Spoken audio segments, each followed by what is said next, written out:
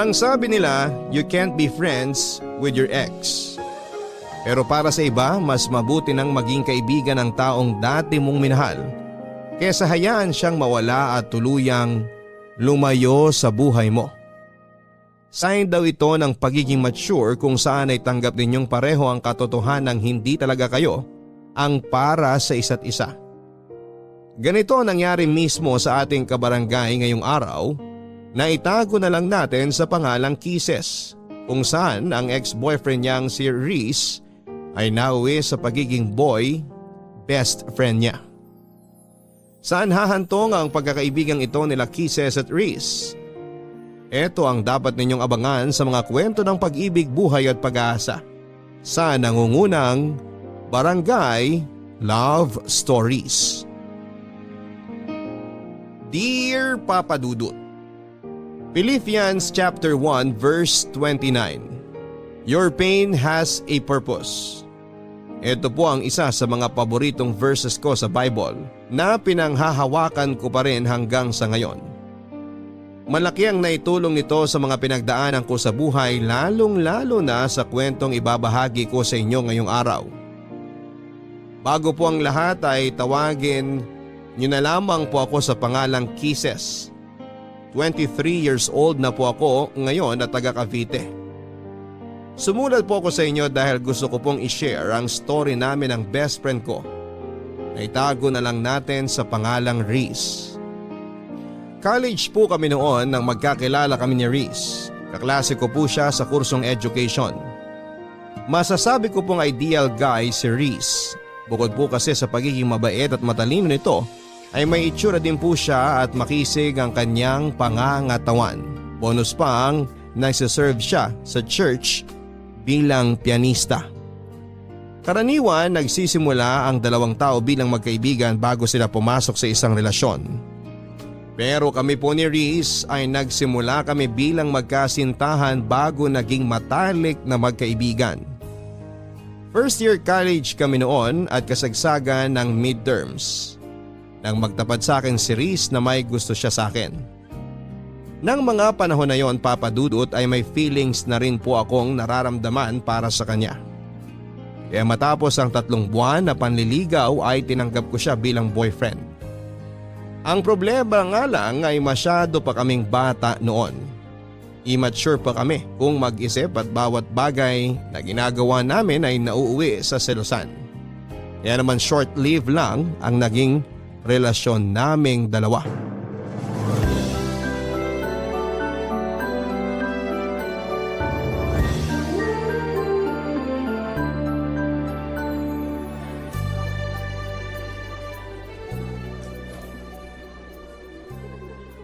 Reese, saan pala tayo kakain?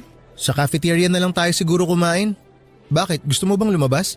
Kahit doon na lang tayo sa cafeteria. Nakakatamad ding lumabas, ang init kayo. Tsaka kailangan nating pumasok na maaga sa next class natin. Di pa ako nakakapag-review para sa oral recitation mamaya. Oo nga no, may oral pala tayo mamaya. May kopya ka ba ng lesson natin kahapon? Meron, nasa flash drive ko. Gusto mo mag-review na lang tayo habang kumakain? O sige, mas mabuti pa yon. Ah, nga pala. Hindi ako makakasabay pag-uwi mamaya. Bakit? Nag-aya sila Eric eh. Birthday daw ng kapatid niya. Magiinom kayo? Magiinom sila, ako hindi. Marami pa akong gagawin mamayang gabi. Sige, enjoy kayo. Basta walang inom ha. Ako rin, late din naman ako makakauwi eh. Bakit? Anong gagawin mo?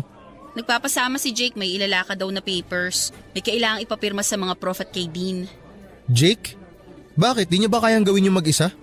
Kilala mo naman si Jake? Sobrang mahiyain na tao nun. Tsaka takot siya kay Dean. Alam mo naman si Dean, tingin pa lang, akala mo nangangain ng tao. Lagi na lang nagpapasama sa iyo yung Jake na yan ah. Wala ba siyang ibang kaibigan? Baka mamaya pinopormahan ka na pala nun ah. Grabe ka naman mag-isip. Nagpapatulong lang naman yung tao. Nagpapatulong daw. Sabihin mo, may ibang motibo yan Jake na yan. OA ka ha. Alam naman niyang may boyfriend ako. Yun na nga eh. Alam niyang may boyfriend ka na tapos lapit pa siya ng lapit sa'yo. Nagsiselos ka ba? Harmless naman si Jake eh. Ikaw talaga sobrang malisyoso mo. Huwag mo na siyang samahan. Bakit naman? Eh nag-promise na ako sa kanya. Di sabihin mo busy ka o kaya may emergency, ganun. Di ka na naawa sa tao. Magpapapirma lang naman eh. Ang dali-daling magpapirma eh. Mabigat ba yung papel? Kailangan talaga may kasama siya? Riz, ayan ka na naman ha. Nagsisimula ka na naman. Nagsisimula ng ano? So ayaw mo? Mas gusto mong samahan si Jake? Eh bakit ba ayaw mo kay Jake? Ano, pagbabawalan mo na akong sumama sa mga kaibigan ko ngayon? Hindi kita pinagbabawalan. Sinasabi ko lang na ayaw kong dumikit-dikit ka dun sa Jake na yon. Kung sasama ka sa mga kaibigan mong babae, yon, walang problema sa akin yun. Alam mo, sumusobra na yung pagiging siloso mo eh. Insecure ka ba sa sarili mo at lahat na lang ng tao pinagseselosan mo? O sige, kung gusto mo, di dun ka na sa Jake na yon. Mas importante pala yung taong yun kaysa sa akin eh. Riz, kaibigan ko lang si Jake. Sasamahan ko lang siyang magpapirma. Hindi naman tayo lalabas mamaya, di ba? Saka sabi mo pupunta ka kina Eric. Pinagbawalan ba kita? Hindi naman, di ba? Oh, bakit nadami si Eric dito? Ang sinasabi ko lang, hindi ako naghihigpit sa'yo. Okay lang sa akin kung sino mga kasama mo. Mag-inom ka, gumala ka. Walang problema sa akin. Sana ganun ka rin sa akin. Bahala ka nga. Doon ka na sa Jake mo. Napakasimpleng bagay ng hinihiling ko, di mo magawa? My gosh, Riz, para kang bata. Eh di ako na bata. Nawalan na ako ng gana kumain. Oh, ayan. Yan yung flash drive. Mag-review ka mag-isa. Pasama ka doon kay Jake. Riz naman! Oy! Saan ka pupunta? Sa library. Magpapalamig.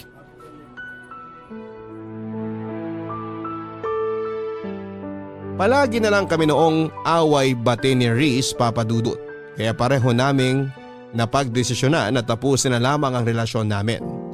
Para sa kabubuti naming dalawa. Siguro ay may iba pang plano para sa amin si Lord. Kaya kami hindi nag-click ni Riz bilang magkarelasyon. Ganon man ang nangyari ay nanatili pa rin kaming magkaibigan.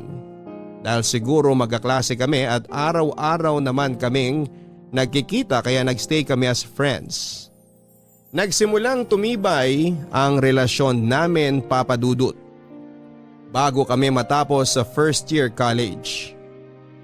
Naging groupmates kami noon sa isang school project. Noong una ay medyo awkward pa kami sa isa't isa dahil nga sa naging past namin pero kalaunan ay nasanay din kami sa bagong setup namin. Pagkatapos nito ay sunod-sunod ang pagsasama namin ni Riz sa iba't ibang school activities. Nagsimula kaming maging study partners kung saan ay nagtutulungan kami sa mga lesson na hirap kaming intindihin. Magaling sa mathematics si Riz, Papa Dudut. Samantalang ako, English naman ang forte ko. Mas lumalim pa ang pagkakaibigan namin dalawa noong inaya niya akong sumama sa church nila. Doon ko lang na-realize na malapit din pala si Riz sa Panginoon. Simula noon ay naging parte na ng routine namin ang magkasamang umattend ng service sa church at sumali sa mga Bible study. Paminsan-minsan ay meron din kaming Bible study sa bahay namin, bahay nila at maging sa school kasama ang iba pa naming kaibigan. Naging hobby na rin naming pareho ang magsulat ng daily devotion na pareho naming binabasa tuwing katapusan ng buwan. Madalas nga ay nagugulat ako, Papa Dudut, dahil kasama ako sa devotions niya na siya namang ipinagpapasalamat ko sa kanya at pati na rin kay Lord.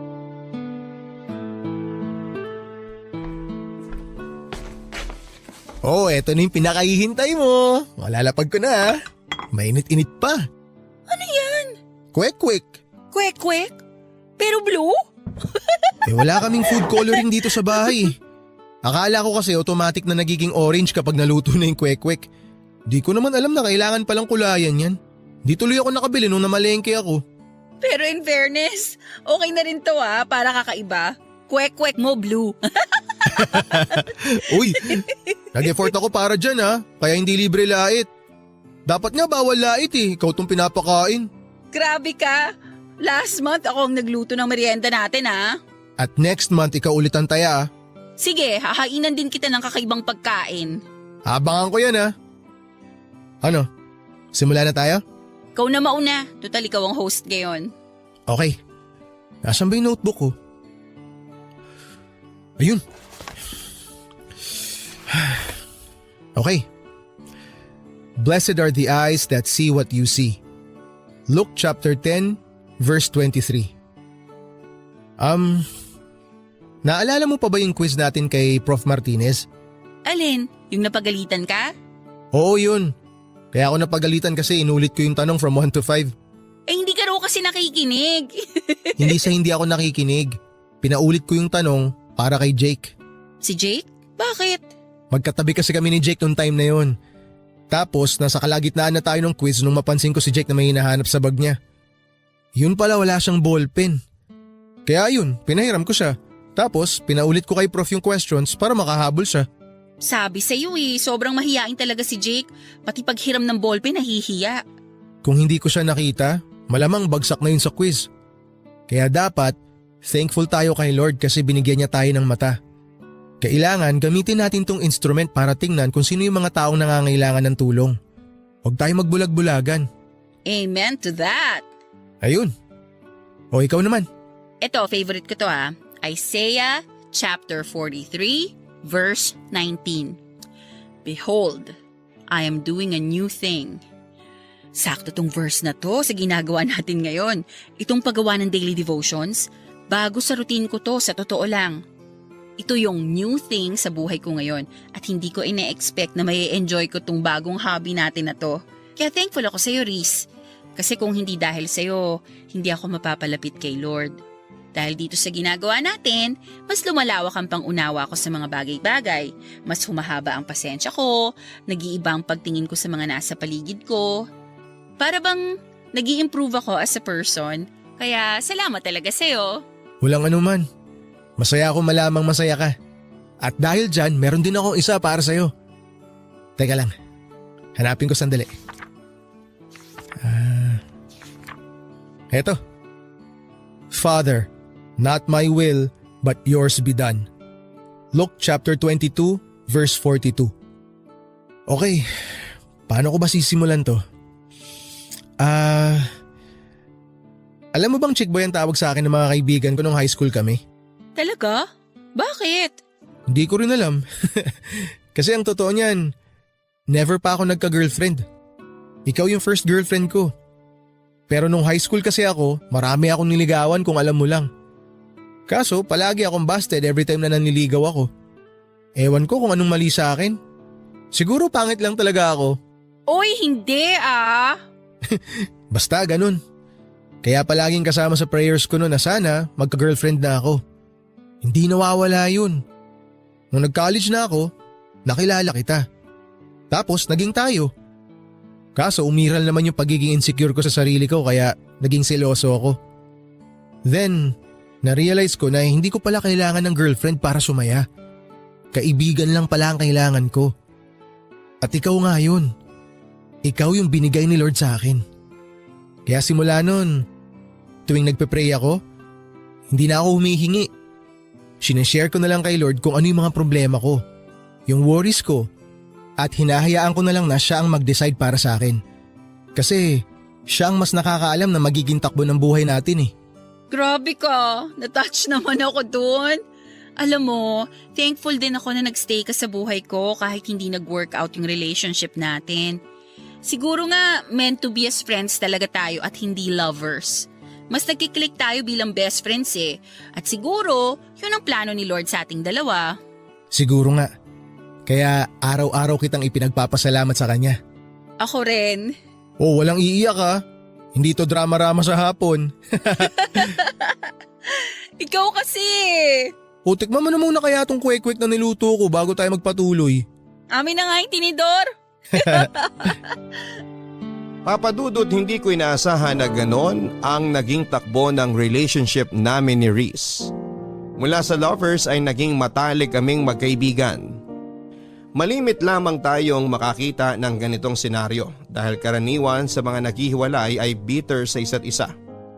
Sa sitwasyon namin, hindi man kami pinalad pagdating sa intimate love ay naging maswerte naman kami dahil sa pagkakaibigang nabuo namin sa loob ng ilang taon. After 2 years, third year college na kami noon at sa loob ng mga taong lumipas ay mas lumalim pa ang samahan namin ni Reese. Palagi kami magkasama through ups and downs. Naging sandalan namin ang isa't isa tuwing sinusubo kami ng panahon. At number 1 supporter rin namin ang bawat isa sa mga success na natatanggap namin. Parang kapatid na nga ang naging turing ko kay Reese na naging protector ko sa mga taong nakapaligid sa akin. Pero Papa Dudut, hanggat tayo'y humihinga ay hindi tayo nauubusan ng pagsubok sa buhay. Dumating ang araw kung saan ay sinubok ang tatag ng loob ko at pananalig sa Diyos. Nangyari ang isa sa mga bagay na pinakatatakutan ko nang matanggap ko ang balita na inatake sa puso ang papa ko na noon ay nagtatrabaho sa ibang bansa.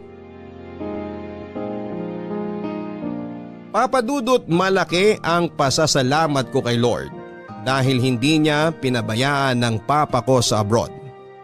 Na-survive ni Papa ang pinagdaanan niya pero dahil sa nangyari ay naapektuhan ng malala ang kalusugan nito. Kinailangan niyang umuwi sa Pilipinas para mabantayan namin siya ng maayos. At dahil nga sa pagkawala ng trabaho na inaasahan naming breadwinner sa pamilya ay kinailangan ko pong isakripisyo ang pag-aaral ko para makatulong sa aking mga magulang. Mapalad naman po ako at mabilis akong nakahanap ng trabaho bilang reservation officer sa isang travel agency. Sobrang bilis ng mga pangyayari sa punto ng buhay kong yon, Papa Dudut. Sa isang iglap ay maraming nabago sa pamilya namin. Sa mga susunod na problemang dumating sa amin ay aminado akong nawala sa isipan ko si Reese. Sa sobrang busy ko sa trabaho noon at sa pagbabantay sa kalusugan ni Papa, ay napabayaan ko po ang pagkakaibigan naming dalawa. Hindi ko siya na-update sa mga pangyayari sa buhay ko at eto ang isa sa mga dahilan kung bakit siya nagkaroon ng tampo sa akin. Saka na lang nalaman ni Reese ang mga pinagdaanan ko noong malaman niyang hindi na pala ako nag-enroll para sa second semester. Masyado na kasi noong mabigat ang family problem namin kaya naisipan kong wag nang idamay pa roon si Reese. Kung problema lang sana ito sa school o mga bagay na madali lang solusyonan, ay naibahagi ko na ito sa kaibigan ko. Pero dahil personal ko itong problema at ng pamilya namin, ay minabuti kong solohin na lamang ito. Nagtampo sa akin noon si Reese dahil pakiramdam niya ay kinalimutan ko na siya at binaliwala ko na lamang basta ang friendship namin. Agad ko naman pong inayos ang gusot sa pagitan namin dahil ayoko rin namang masira ang samahan naming dalawa. Reese! Oh, Kisses! Anong ginagawa mo rito? Kanina pa ako pabalik-balik dito sa bahay niyo. Nasa labas ka raw. Naku, pasensya ka na. May pinuntahan kasi ako. May message ako sa'yo kaso hindi mo naman binabasa kaya nagpunta na ako rito. Naku, sorry, hindi ko nabasa agad. Ba't ka ba na pa rito? May problema ba? Gusto ko lang sanang mag-sorry. Alam kong nagtatampo ka sa akin kasi hindi ko nasabi sa'yo yung plano ko na mag-stop muna sa school. Alam mo, aminin ko, medyo nakakatampo nga yun. Nagulat na lang ako nung nalaman ko na hindi ka na pala mag-e-enroll para sa next semester. Para bang feeling ko na nabaliwala lang ako. 'Di ba? Lagi naman tayo nagsasabihan ng problema. Bakit ngayon hindi mo nasabi sa akin? Ang dami kasing nangyayari ngayon eh. Hindi ko na alam kung anong uunahin ko. Tsaka akala ko kasi magagawan pa ng paraan kaya hindi ko na sinabi. Kaso wala eh. So wala na talaga? Hindi ka na mag-e-enroll? Hindi na muna. Magtatrabaho na lang muna ako para makapag-ipon. Sorry Kisses ha. Wala akong maitulong sa problema mo ngayon. Alam mo naman, hikaos din kami. Tsaka yung tita ko lang ang nagpapaaral sa akin. Gustuin ko man tumulong kaso hindi naman kami mayaman. Okay lang yun. Ano ka ba? Sa ngayon, nareremedyohan pa naman namin. Kaya nga ayoko magsabi sa iyo eh kasi alam kong mamumroblema ka rin. Pagdating kasi talaga sa pinansyal, nahihiya talaga akong magsabi. Uy, nagtatampo ka pa rin ba hanggang ngayon? Tampong kaibigan lang to, huwag kang mag-alala. Naiintindihan naman kita eh. Pero teka, kumusta na pala papa mo? Okay naman na siya. Hindi nga lang pwedeng magpagod. Tsaka nadagdagan na naman yung maintenance niya. Daming gamot na kailangan bilhin. Kaya kailangan talagang kumayod. Eh ikaw, kumusta ka naman? Alam ko na lagi tayong nag-uusap sa chat at nagkikita every month para sa mga devotion natin. Pero gusto kong malaman yung totoong nararamdaman mo ngayon. Huwag kang maglihim sa akin, okay? Mas lalo ako magtatampo sa'yo. Sa totoo lang, medyo nalulungkot ako kasi nga syempre, hindi muna ako makakapasok sa school. Ibig sabihin nun, mapag-iiwanan ako. Hindi na tayo sabay makakapagtapos. Di ba promise natin sa isa't isa na sabay tayo magmamarcha tapos sabay na magtitake ng board? Yun nga sana ang plano. Kaso, hindi naman natin hawak ang buhay natin eh. Hindi lahat ng gusto nating mangyari natutupad. Siguro, iba ang plano ni Lord sa atin kaya ganito. Pero magtiwala ka lang sa Kanya. Mas maganda ang plano ni Lord kesa sa mga plano natin sa sarili natin. Tama ka dyan. Kumusta ka naman sa trabaho mo? Madali lang yung trabaho. Actually, nakapag-adjust naman ako agad. At saka mababait yung mga katrabaho ko, lalo na yung boss ko. Pero syempre, minsan may clients talaga na masungit kaya kailangan talaga ng mahabang pasensya. Intindihin mo na lang sila. Hindi natin alam kung ano pinagdadaanan nila eh. Alam ko naman yun. Tuwing may ganun nga ako na-encounter, iniisip ko na lang na para sa kinabukasan ko to. Tama yan, maganda yan. Mindset lang. Kaya ayusin mo ang trabaho mo. Kailangan mong bumalik sa pag-aaral. Magiging licensed teacher pa tayo. Oo naman, kaya wag kang magmadali ha. Antayin mo ko. Siyempre, ikaw pa ba? Pero wag ka ring magmadali. 'Di ba sabi nga, don't rush what God is taking time to prepare. Tiwala lang tayo sa timing niya. Tatandaan ko yan. Basta ako work. Tapos ikaw naman, pagbutihin mo yung pag-aaral mo ha. Okay po, Nay. O sige na, uwi na ako. Uwi ka na agad? Pasok ka muna sa bahay. May merienda ata sa loob. Meron ba? O sige, tara. After a year ay mabilis din namang naibalik ang dati sa pamilya namin. Dahil sa sipag at tiwala kay Lord ay unti-unti rin kaming naging financially stable. Hindi na rin po bumalik sa ibang bansa si Papa. Minabuti naming manatili na lamang siya dito sa Pilipinas para sa ganoon ay mabantayan namin siya. Mas mabuti na pong maging maingat dahil kapag pinayagan namin siyang bumalik sa abroad ay baka maulit na naman ang nangyari sa kanya. Hindi ko po kaagad iniwan ang work ko at nagpatuloy ako sa pagtatrabaho para mapaghandaan ang pagbabalik ko sa pag-aaral. Gusto ko po kasing magkaroon ng sapat na ipon para masuportahan ang sarili ko at hindi na umasa sa mga magulang ko. Sinikap ko rin pong balansehin ang oras ko sa trabaho, sa pamilya at kay Riz. Patuloy ko siyang sinuportahan sa kanyang pagpupursige na makamit ang pangarap naming maging licensed teacher.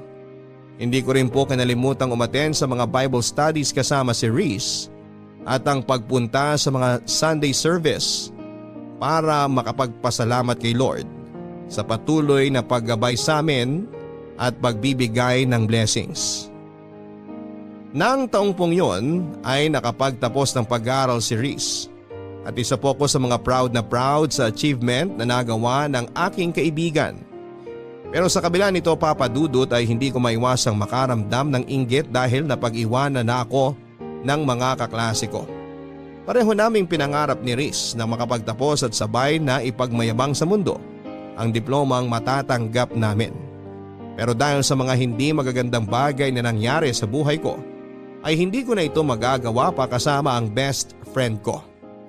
Gayunpaman ay ipinakita ko kay Riz ang buong suporta ko sa kanya sa panibagong yugto ng buhay na kanyang tatahakin.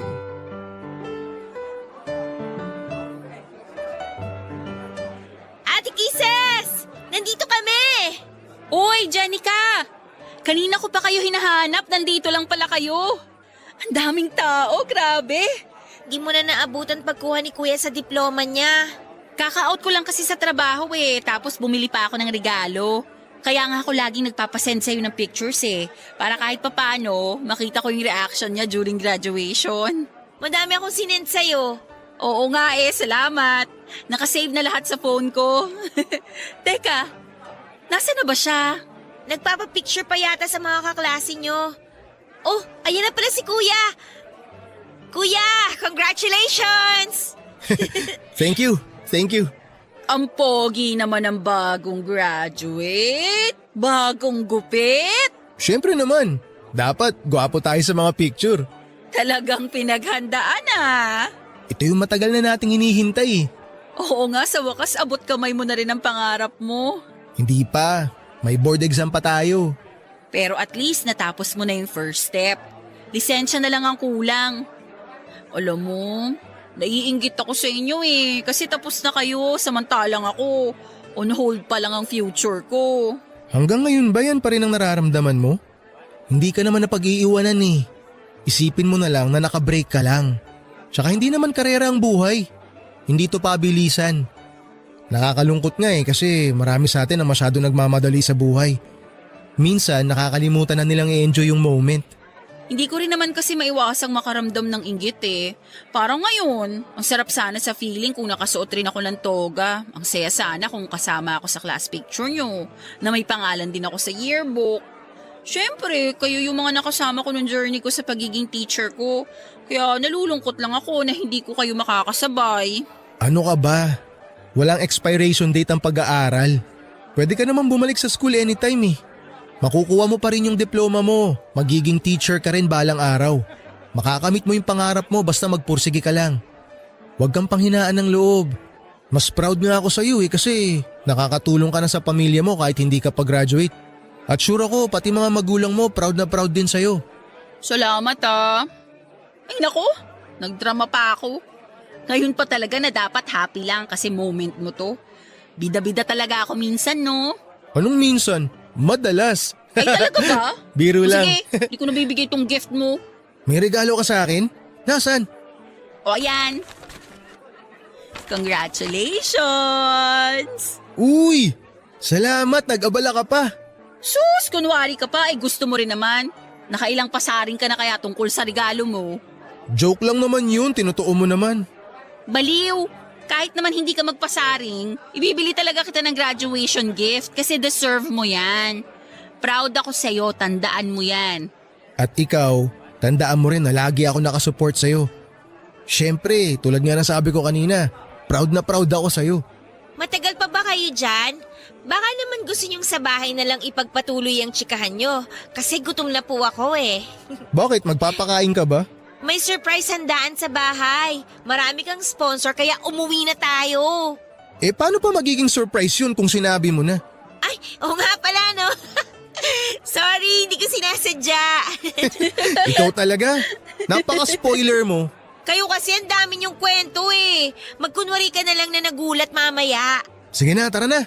Kisses, halika na. Ganun na nga po ang ginawa ko, Papa Dudut. Katulad ng sinabi sa akin ni Reese ay hindi ako nagpadaig at humabol ako. Ginawa kong motivation ang pagbabalik ko sa school para pagbutihin pa ang trabaho. Nang makakuha ako ng sapat na ipon ay nagsumikap ako makabalik sa pag-aaral. Hindi nga nagtagal ay nakapag-enroll po ulit ako sa university kung saan kami sabay na nag-aral ni Reese. Sobrang saya ni Reese nang mabalitaan niyang nagbalik na ako sa eskwela para ipagpatuloy ang kurso ko. Sa katunayan ay mas excited pa nga siya kesa sa akin. Sa pagkakataong yon, sa halip na mag-enroll sa isang review center at paghandaan ang kanyang board exam ay naisipan ni Reese na maghanap na muna ng trabaho. Ayon sa kanya, siya naman na mag-iipon habang ako ay nag-aaral pa. Gusto raw kasi niya na hintayin ako para sabay kaming makapag-review at sabay na maging lisensyadong guro. Yung kasi ang pangako namin sa isa't isa, Papa Dudut, na sabay naming aabutin ang mga pangarap namin. Sobrang na-appreciate ko pa ang ginawang yun ni Reese para sa akin kaya sineryoso ko ang pag-aaral. Ginawa ko siyang inspirasyon upang mapagbuti ko ang studies ko. Pero ang hindi ko alam, Papa Dudut, ay may iba pa palang plano ang tadhana para sa aming dalawa. Nasa kalagitnaan na ng school year noon nang isang masamang pangyayari ang naganap. Papa Dudut, kasagsagan noon ng final exam para sa midterms. Karaniwan, pagkagising ko sa umaga ay ang cellphone ko ang una kong chinecheck. Pero nang araw na yon ay diretso kagad ako sa CR pagkamulat ng mga mata ko para maligo. Na-late po kasi ako ng gising kaya kinailangan kong magmadali. Hindi ko alam kung bakit pero nang araw na yon ay hindi ko sinunod ang daily routine ko. Kadalasan ko po kasing binabati ng maaga si Reese bago ko simula ng araw ko. Pero hindi ko ito nagawa ng panahon na yon. Umabol pa ako sa pagre-review habang papunta sa eskwelahan. At pagkarating sa eskwela ay diretso kagad kami sa examination. Sobrang busy ko ng araw na yon, Papa Dudut. Sa katunayan nga ay tanghali na nang magkaroon ako ng oras para i-check ang cellphone ko. Saktong 1:00 noong makita ko ang sunod-sunod na missed calls sa akin ng kapatid ni Reese. Pagkabasa ko sa message ng kapatid nito ay bigla akong nanlamig at binalot ng kaba. Nang mabasang gusto nila akong papuntahin sa kanilang bahay as soon as possible. Tagaktak na noon ang malamig na pawis sa mukha ko habang nagmamadaling nagtungo sa bahay nila Reese. Habang nasa daan ay sinusubukan kong kontakin ang kapatid ni Reese upang makibalita kung may nangyari bang masama pero walang sumasagot sa tawag ko. Nagsimulang manginig ang mga tuhod ko nang makarating ako sa bahay nila Reese at makita ang mga itinatayong tolda sa harap ng kanilang bahay. Uy, Jenica! Anong meron? Ate Kisses, si Kuya. Kababasa ko lang sa message mo ba? Bakit may ganito? May nangyari ba? Wala na si Kuya. Bakit? Anong nangyari kay Reese? Nasaan ang kuya mo? Wala na si Kuya, ate. Anong wala na? Linawin mo nga, Jenica. Anong nangyari kay Reese? Patay na si Kuya. Wala na siya, Ate Kisses. Pagkagising namin kaninang umaga, hindi na siya humihinga. Hindi pwede to. Hindi totoo yan. Kausap ko lang siya kagabi eh. Magkausap pa kami kagabi. Lahat kami nagulat din, ate. Hindi namin inaasahan na ganito yung mangyayari. Ano bang nangyari? Bakit hindi na siya nagising? Inatake raw sa puso habang natutulog. Ate, ang hirap tanggapin na wala na ang kuya ko. Inatake sa puso? Eh ang lusog-lusog ng tao? Bakit siya atakihin sa puso? Ang bata pa niya! Hindi nga rin namin alam kung paano nangyari yun eh. Alam naman natin kung gaano kaalaga si kuya sa katawan niya. Nasaan na siya ngayon? Nasa punerarya pa rin siya hanggang ngayon. Mamayang gabi pa raw darating yung labi niya. Ano ba yan? Kausap ko lang siya kagabi eh. Ang saya-saya lang namin nagkukwentuhan bago ako natulog. Walang nag-expect na mangyayari to, ate. Wala man lang nga siyang pahiwatig eh. Huli kaming nag-usap nung kumain kami ng hapunan. Pagkatapos noon, nagstay na siya sa kwarto niya. Nag-uusap kami ng mga oras na yon. Nag-good luck pa nga siya sa akin kasi may exam ako. Ang daldal niya pa kagabi. Ang dami niyang gustong pag-usapan. Alam ko na ginawa ko. Pinatulog ko siya. Kako gabi na't may exam pa ako kinabukasan. Tsaka may work din siya kaya maaga ako nagpaalam sa kanya. Nangulit pa nga siya eh. Ayaw niya akong tigilan. Kung alam ko lang sana na yun pala yung huli naming pag-uusap. Hindi ko na lang sana siya pinilit matulog. Sana nakipagpuyatan na lang ako sa kanya. Ganyan naman tayo lagi eh. Sa sobrang kampante natin sa buhay natin, nakakalimutan nating hiram lang pala natin to. Ang dami ko rin pagsisisi. Sobra. Sabi pa nga niya, ililibre niya ako pagkatapos ng exam ko kasi alam niyang hell week ko ngayon. Yun pala, mas malala pa to sa hell week ko. Nakwento rin niya sa akin yan. Sobrang busy ka raw kasi exam, kaya sobrang miss ka na niya. Alam mo ba kung anong huling message ng kuya mo sa akin? I love you. Anong sinagot mo sa kanya? Nag-I love you too ako. Mabuti na lang sinagot ko siya pabalik kasi kung hindi, habang buhay ko yung pagsisisihan. Ang daya ng kuya mo. Bakit naman siya nang iwan ng ganito? Ang dami pa naming plano eh. Nangako siya na hihintayin niya ako makapagtapos para sabay kaming mag-take ng board. Nag-promise siya na ba panoorin pa niya akong magmarcha. Magiging teacher pa siya dapat eh. Ikaw na lang, ate, ang magpatuloy sa mga pangarap ni kuya. Alam kong gagabayan ka niya kahit wala na siya. Paano ko gagawin yun kung wala na yung kaisa-isang tao na nagbibigay ng inspirasyon sa akin? Porke ba wala na si kuya, titigil ka na? Tingin mo gugustuhin niya yon? Hindi ako titigil. Hindi ko alam kung paano ko haharapin ang mga susunod na araw ngayong wala na si Riz. Alam kong hindi ka niya pababayaan. Hindi ka rin pababayaan ni Lord. Si Lord? Siya na pinabayaan ng kuya mo? Bakit naman niya hinayaan na mangyari to kay Riz? May dahilan siya, ate. Huwag natin siyang sisihin sa nangyari. Eh sinong sisisihin natin? Wala. Kasi parte na ng buhay natin ang kamatayan.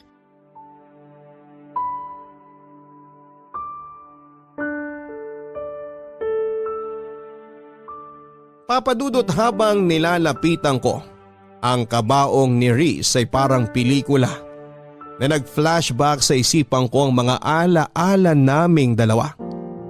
Simula noong una kaming nagkita, noong niligawan niya ako at noong mga panahong away-bati kami bilang mag-boyfriend at girlfriend.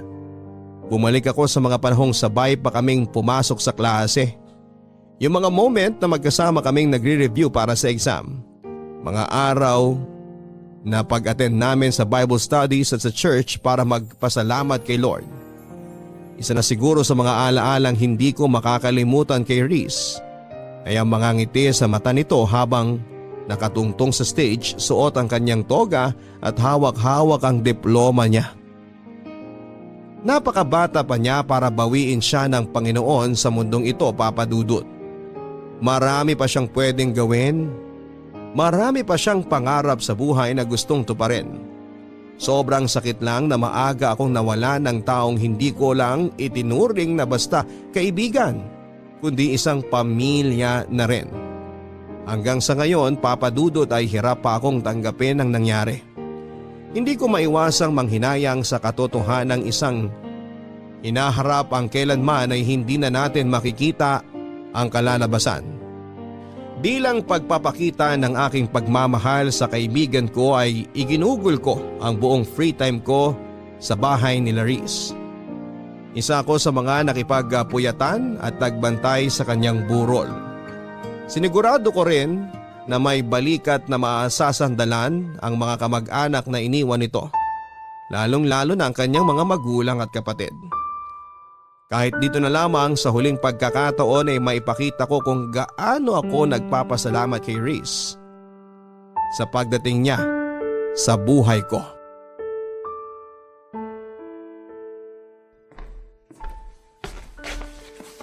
Oh, Ate Kisses, gising ka na pala. Pasensya na, nakatulog ako. Hindi ko na namalayan. Okay lang. Kailangan mo ring magpahinga.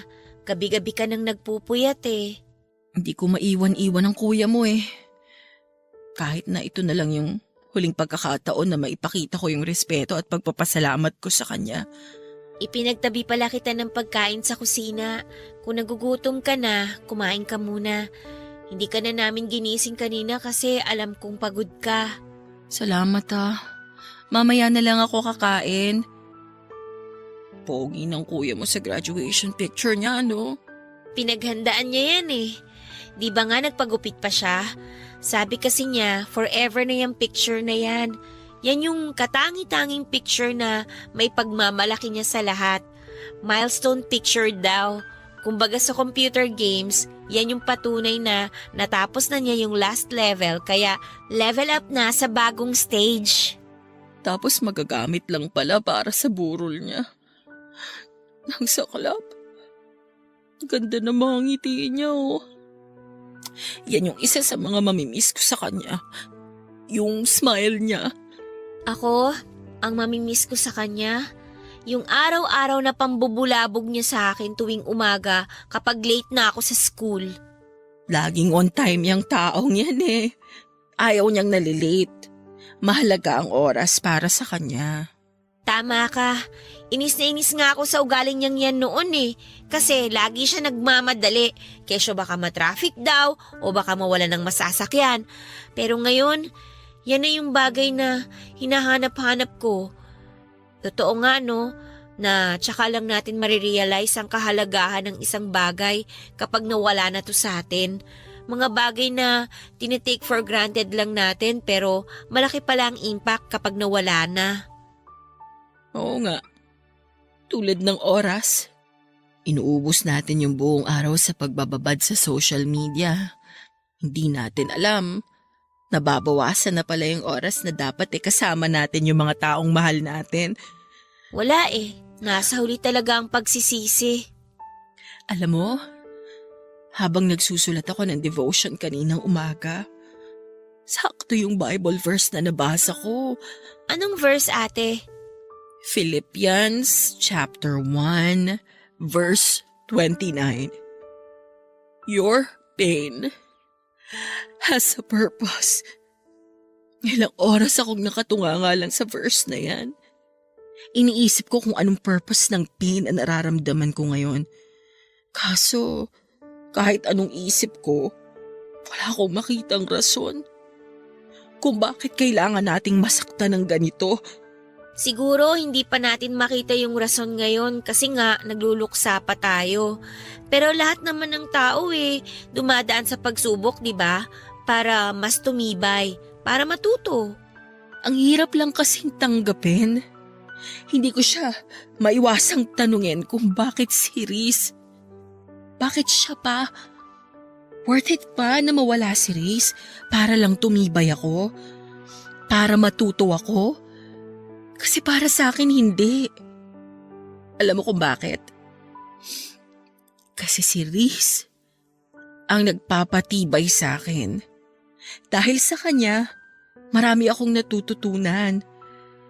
Ang kuya mo ang dahilan kung bakit ako mas napalapit kay Lord.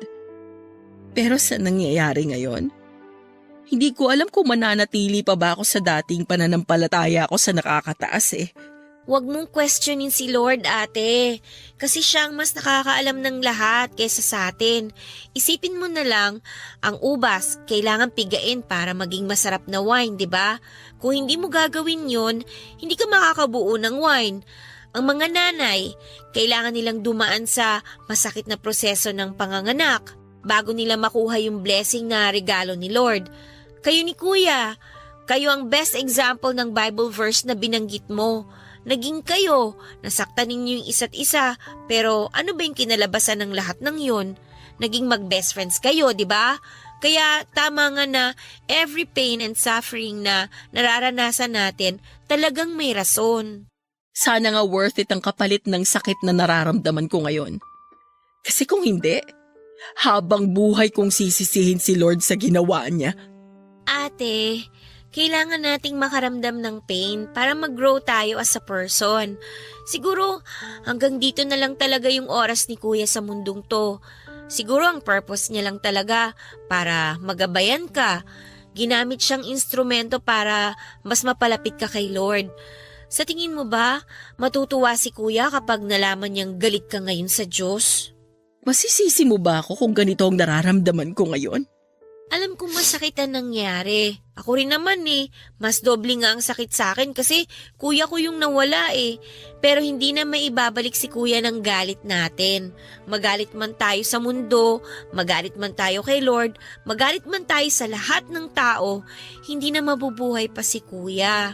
Kaya alisin mo na yung galit mo dyan sa puso mo, ate.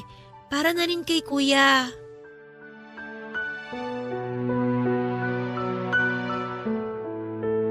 Mahigit isang linggo rin po naming pinaglamayan ng mga labi ni Riz bago siya inilibing sa kanyang huling hantungan.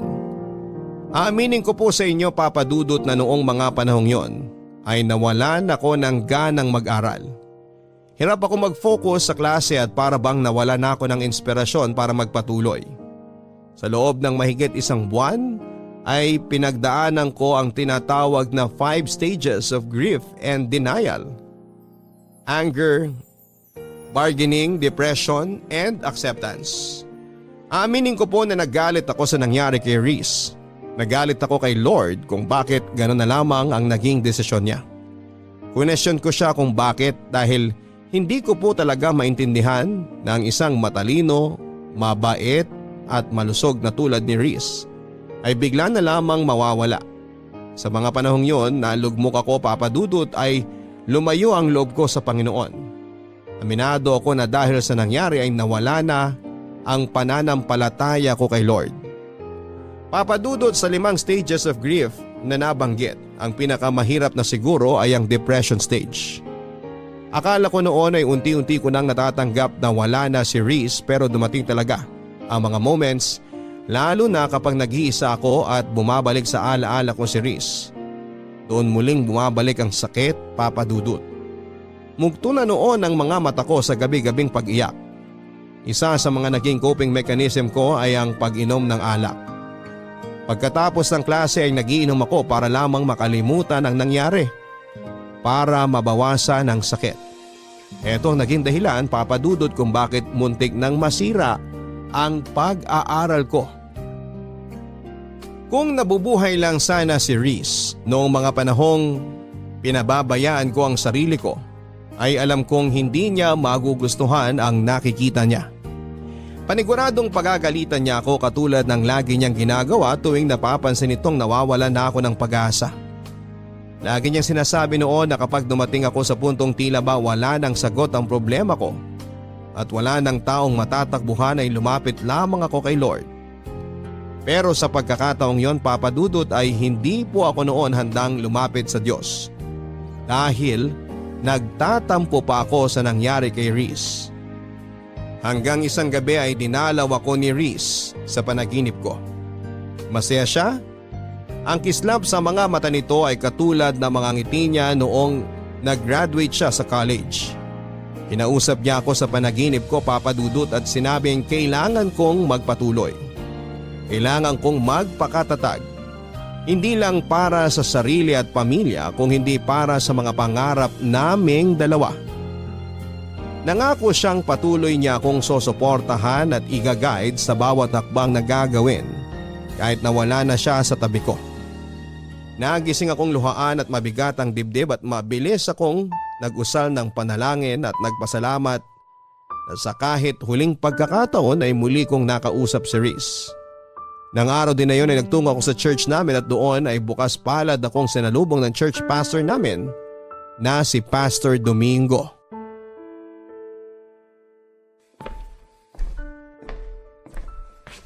Hello, Kisses. Good morning sa'yo.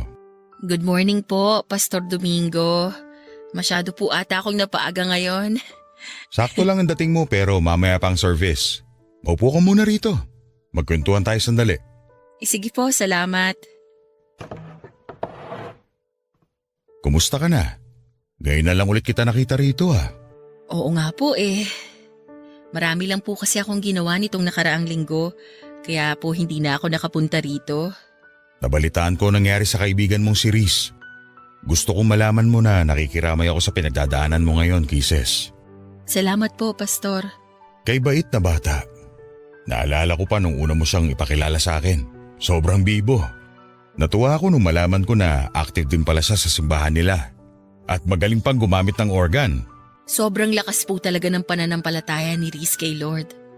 Kaya hanggang ngayon, hindi ko pa rin talaga lubos maisip kung bakit gano'n na lang ang sinapit niya. Parang napaka-unfair eh. Kung sino pa yung mabait, yung taong marami sanang maiaambag sa lipunan, yung taong maraming natutulungan, sila pa yung unang binabawi sa atin. Bakit hindi kunin ng Diyos yung mga kriminal, yung mga mamamatay tao dyan? Dapat kinuha niya yung mga taong hindi takot gumawa ng kasalanan kasi sila ang dahilan kung bakit sobrang dumi ng mundo. Walang pinipili ang kamatayan, Kisses. Pero sa tanong mo kung bakit nauunang mawala mga taong mababait, ito ang sagot ko dyan. Kasi maaga silang namulat. Marami na silang kabutihang nagawa sa puntong wala na silang kailangan pang patunayan sa Diyos. Kumbaga, tapos na yung journey nila. Hindi ko po kayo maintindihan. Sabihin nating may tanim kang kamatis. Alin sa mga bunga nitong unang pipitasin mo? Siyempre yung hinog, di ba? Kasi dumating na sila sa oras na kailangan na silang pitasin. Yung mga maiiwan, sila yung kailangan pa ng panahon para lumaki na maayos. Ang ibig niyo bang sabihin, kaya naiiwan ng mga masasamang tao dahil deserve nilang mabuhay ng mas matagal? Naiiwan ang mga masasamang tao kasi sila yung paulit-ulit na binibigyan ng chance ni Lord para magbago.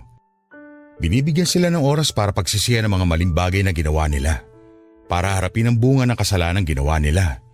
Katulad ng kamatis, kailangan pa nila ng panahon para magbago, at kung kailan hinog na sila, saka na lang sila makakabalik sa paraiso ng Diyos. Kaya nga po unfair, diba? Unfair para kanino? Para sa atin o para kay Reese? Para kay Reese. Kasi marami pa siyang pangarap na hindi niya mararanasan kasi maaga siyang binawian ng buhay. Sa tingin mo, mas maganda bang manatili dito sa lupa si Reese kesa sa paraiso ng Panginoon? Hindi ko po alam. Huwag ka malungkot dahil wala na si Reese. Ituring mo siya na mapalad dahil nasa langit na siya kasama ang Panginoon. Hindi niya na kailangan pa mag-suffer sa mundong ito na puno ng kasalanan. Magdiwang ka kasi nasa paraiso na siya, ang lugar na may panghabang buhay na kapayapaan. Sobrang miss ko na po talaga siya, Pastor. Gamitin mo ang mga alaala niya para magpatuloy. Mahirap ang mawala ng mahal sa buhay. Pero once na tinanggap mo na ang katotohanan ng nasa masayang lugar ng kaibigan mo, sigurado akong hindi na sakit ang magiging dulot ng mga alaala niya, kundi saya at pasasalamat na kahit sa maikling pagkakataon ay nagkakilala kayong dalawa. Lagi ko po yung tatandaan. Marami pong salamat, Pastor. Walang anuman. Gusto mo bang maging Bible reader sa susunod na linggo? Sige po. Pwede po ba? Oo naman, pwede. O siya, maiwan na kita rito ha. Kailangan ko pa mag-prepare para sa service natin. Maraming salamat po ulit, Pastor. Huwag mong hayaang sirain ng nararamdaman mo ang pananampalataya mo sa Diyos. Malalampasan mo rin lahat to. Magtiwala ka sa Kanya. Papadudot, muli akong nabigyan ng pag-asa nang makausap ko si Pastor. Tama ang mga sinabi niya at alam kong yun din ang bagay na sasabihin sa akin ni Reese kung nabubuhay pa siya, Papadudot. Unti-unti nga ay nakatungtong din ako sa acceptance stage. Sa mga sumunod na buwan ay tinanggap din ng sistema ko na wala na talaga si Reese. Mahirap pero kinailangan kong magpatuloy at ginamit kong motivation ang mga pangarap naming dalawa ni Reese. Kasabay nito ay ang muling pagbabalik ng tiwala ko kay Lord. Humingi rin ako ng tawad sa Kanya dahil question ko siya. Isang bagay na naging defense mechanism ng mga taong nasasadlak sa buhay. Mag-isa man ay pinagpatuloy ko ang pag-aaral ko, Papadudot. Pinilit kong magpatuloy sa buhay para kay Reese. Alam kong matutuwa siya kapag dumating na ang araw na suot ko na ang aking toga at nagmamarcha sa sarili kong graduation day. Hindi nga nagtagal ay dumating na nga po ang araw na pinakahihintay ko. Natapos ko ang kurso ko at lahat ng paghihirap at sakripisyong ginawa ko ay inalay ko lahat kay Reese. Habang inaabot ko ang aking diploma sa stage ay hindi ko po maiwasang malula habang ini-imagine ko na isa si Reese sa mga daang taong nanonood sa crowd. Pumapalakpak at humihiyaw para sa tagumpay na nakamit ko. Pagkatapos ng graduation ay nagkaroon ng kaunting salo-salo sa bahay para i-celebrate ang pagtatapos ko ng pag-aaral. Inimbita ko ang kapatid ni Reese pati ang mga kaibigang naging parte ng college years namin at doon ay sinariwa namin ang mga naiwang ala-ala ni Reese. Guys, kain lang kayo ha. Bawal ang mahiyain dito.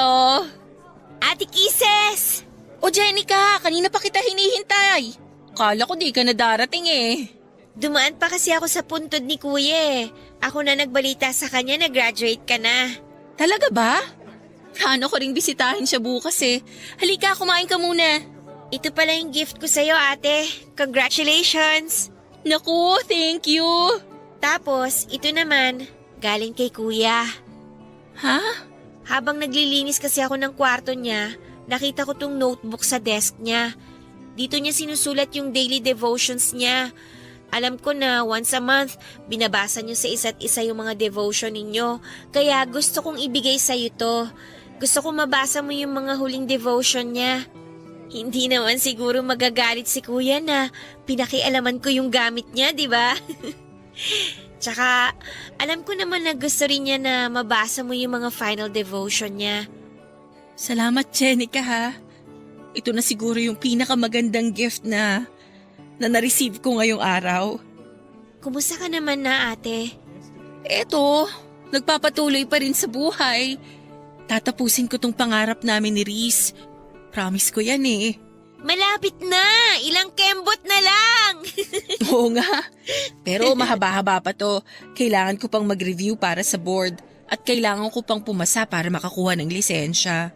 Kayang-kaya mo yan, ikaw pa! Oo naman, kakayanin ko to. Pero alam mo, aaminin ko sa'yo. Sobrang miss ko na si Reese. Araw-araw kong pinagpipray na sana dalawin ulit niya ako kahit sa panaginip lang. Sobrang thankful nga ako sa'yo, ate eh. Kasi nandyan ka na nagmahal kay kuya nung nabubuhay pa siya. At least dahil sa'yo, naging masaya ang buhay niya. Sabi nga nung nabasa kong quote sa Facebook, kapag naging kaibigan mo raw ang ex mo, ibig sabihin nun, hindi tumigil yung pagmamahal mo sa kanya. At totoo naman yun kasi nakita ko kung gaano nyo kamahal ang isa't isa. Wala naman sa label yan eh. Best friends man yan o jowa, ang pinakamahalaga pa rin, at the end of the day, mahal niyo yung isa't isa. Yun ang ginawa namin ni Reese. Kaya mas lalong lumalim yung relationship namin. Natumbok mo, ate! So, ano na palang plano mo after graduation? Mag-work ka ba or magpe-prepare ka na kagad para sa exam? Mag-e-enroll na agad ako sa review center. Gusto ko makakuha ako agad ng license para makapag-start na akong magturo. Abot kamay ko na tong pangarap namin ni Reese eh. Kaya ayoko nang patagalin pa. Ngayon pa lang, i-congratulate na kita, ate. Good luck sa'yo, ha? Palagi kitang isasama sa prayers ko. Salamat. O sige na, kumain ka na dyan. Magpakabusog ka ha, huwag kang mahiya. Nagluto talaga si mama ng maraming handa para sa araw na to. Maiwan na muna kita dyan ha. Nag-prepare kasi ako ng message eh. Gusto ko magpasalamat bago umalis yung ibang bisita. Sige lang, ate. Huwag mo na ako alalahanin dito. Good afternoon po sa inyong lahat. Habang kumakain kayo, gusto ko lang magpasalamat sa mga taong naging parte ng journey ko na to. Siyempre, una sa lahat, kay Lord, dahil hindi niya ako binitawan at patuloy niya akong ginabayan sa pag-aaral. Second, sa family ko, especially kina mama at papa na walang sawang sumuporta sa akin at nagpagod para lang makapag-aral ako. Sa mga kaibigan at kaklase ko na nagpakopya sa akin, joke lang po. At kay Reese, na naging inspirasyon ko. Kung nasan ka man ngayon, alam kong nakikinig ka. Congratulations! Congratulations sa ating dalawa! Gusto kong malaman mo na araw-araw kitang namimiss. At kahit na nasa langit ka na, alam kong nag-cheer ka pa rin para sa akin. Lagi kang magiging isa sa mga rason ng lahat ng tagumpay na matatamasa ko. Kahit na magkaroon ako ng sariling pamilya, lagi akong maglalaan ng puwang sa puso ko para sa'yo. Thank you, Reese. Until we meet again. I love you sa pinaka-the best na best friend sa buhay ko.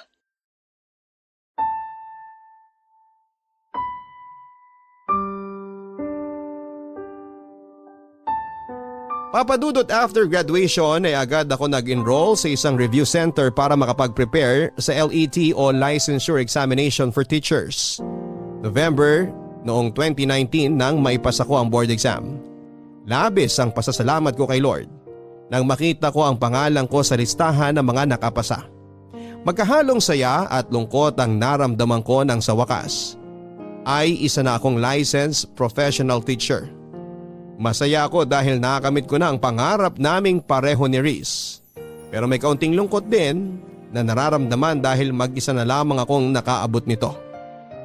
Noong nahinto ako sa pag-aaral ay si Riz ang nagpatuloy sa pangarap naming makapagtapos. Ngayon naman ay turn ko na para ipagpatuloy naman ang nasimulan namin ni Riz. Ito ay ang makapagturo ng hindi lang impormasyon sa mga kabataan kundi magsilbing role model na rin at magtanim ng magagandang asal para sa mga susunod na henerasyon. Hanggang dito na lamang po ang aking kwento, Papa Dudut, at sana ay gawin din itong inspirasyon ng inyong mga listeners lalo na sa mga mag-aaral ngayon. Maraming pagsubok at balakid na ibabato si Lord sa ating buhay pero hindi niya ito ibibigay dahil gusto niya tayong pahirapan. Kung hindi ginawa niya ito para patibayan tayo sa pagharap ng panibagong yugto ng ating buhay. Ang inyong forever kapuso at kabarangay, Kisses. Totoo nga na hindi tayo bibigyan ng Panginoon ng mga pagsubok na hindi natin kayang lampasan. Si Kisses ang nagpatunay niyan ngayong araw. Nawalan man siya ng kaibigan pero nagpatuloy pa rin siya sa buhay hanggang sa maabot niya ang kanyang pangarap. Minsan mga kabarangay ay kailangan nating makaranas ng masasamang bagay sa buhay natin dahil ang mga bagay na ito mismo ang magbibigay sa atin ng kalinawan tungo sa tamang direksyon na dapat nating tahakin. Lagi nating tatandaan na tuwing tayo ay nalulugmok sa problema, lagi nandyan ang Diyos na handang gumabay sa atin. Hanggang sa muli, ako po si Papa Dudut sa mga kwento ng pag-ibig, buhay at pag-asa sa Barangay Love Stories #1.